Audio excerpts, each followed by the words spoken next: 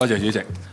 我都好同意剛才啲同事講呢，就係話如果我哋有一個電子嘅駕駛執照之後呢，其實係咪真係仲係需要嗰種實體呢？當然頭先講咗好多原因，但係我覺得如果推出嘅時候係咪都可以俾個選擇我哋呢？即係譬如我申請咗個電子執照，我根本真係唔想要嗰個實體㗎啦。咁我就覺得從環保角度好，個成本嘅慳成本嘅角度好，你都俾個選擇我啊，我可以唔愛㗎嘛，係嘛？咁係咪可以考慮一下呢？咁呢個一個意見啦。咁另外頭先提到呢，我想問就話我哋嗰個將來嘅電子駕駛執照呢，就係出事嘅時候，嗰個手機係唔需要交俾個警務人員，係咪？咁但係而家我哋知啦，而家如果警察去查牌嘅查車截停我哋查車牌嘅時候呢，通常叫你適時身份證、車牌，咁啊要攞晒出嚟俾晒佢㗎啦，係咪？咁我嗰個車牌要攞俾佢㗎嘛。咁喺將來嚟講，係咪如果我實體嘅駕駛執照同一個電子嘅駕駛執照個出示方式係會有兩種喺度呢？一個就要俾個牌佢，一個就可以唔俾咁樣呢？咁呢個都想聽一聽將來嗰個處理係點？最後一個咧都想了解一下嗰個電子駕駛執照咧，係咪一定要通過用一個 App 嘅形式去做呢一樣嘢呢？因為我話諗到，譬如我哋而家買機票、電子機票，我哋申請咗之後呢，佢就已經即刻將個電子機票同埋登機證呢，就即刻用個 email 就發咗俾你。發咗俾你之後呢，我呢個嗰個登機證呢，我直情可以就將佢擺埋落個 wallet 嗰度嘅，即係擺埋喺我個錢包嗰度，係嘛？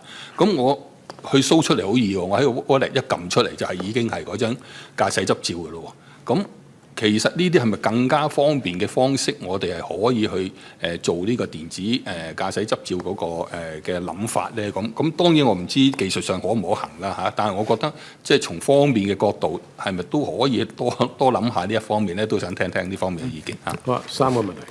多謝主席，多謝陳議員嘅。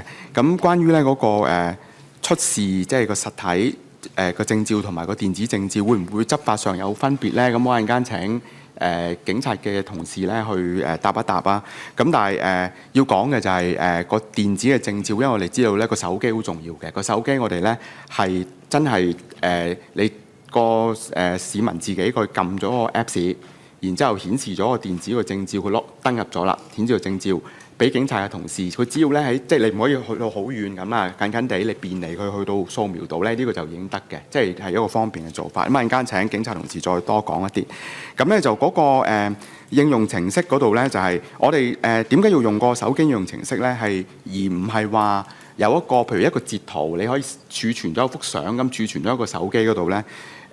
因為我哋係要確保冇一個偽造同埋佢嗰個實時性啊。因為有時咧。個市民可能佢個證照咧已經係因為唔同嘅原因咧，可能佢係停用咗，暫時停用，即係冇效嘅。咁所以變咗我哋就係要有個手機應用程式咧，其實佢係實時就去運輸署個電腦後台嗰度做攞資料，攞翻最即係最近期嗰個資料，或者佢最近考咗個牌，即係有另外一個新嘅牌照，佢已經擺咗落去嘅。咁我哋係確保要咁樣。同埋咧，我哋譬如唔準截圖啊，咁就係唔希望有啲即防偽嗰個目標，所以咁樣做嘅，所以要用一個手機嘅 Apps 嘅。咁就至於議員提到就係我哋正如頭先討論啦，我哋係譬如俾市民去揀啦，即係跟住唔要實體證照咧，我哋個方向都會咁樣諗嘅。雖然我哋一開始嘅時候係會有一個實體嘅先，有一個電子嘅證照，但係我哋都真係會考慮呢一個建議嘅。多謝議員。咁啊，請警察嘅同事去補充嘅，唔該。好啊，阿梁總醫師。好啊，多謝主席啊，多謝陳議員啦。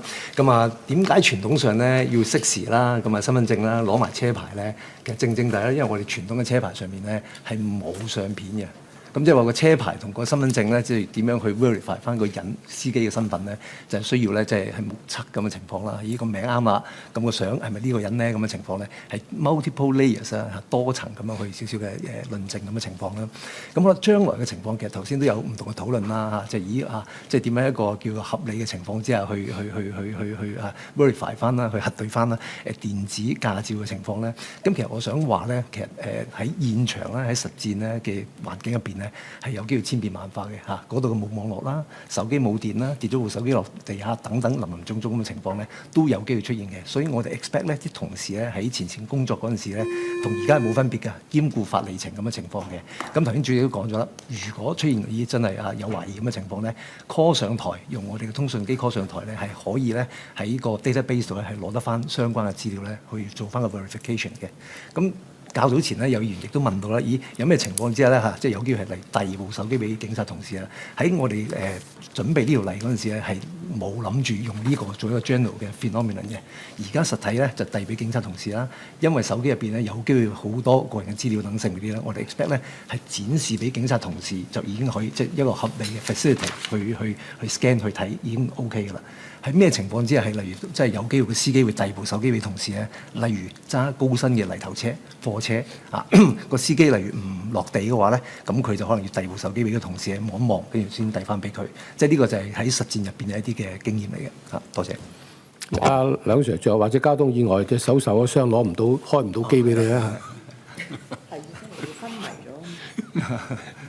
阿梁議員就陳議員仲有冇跟進？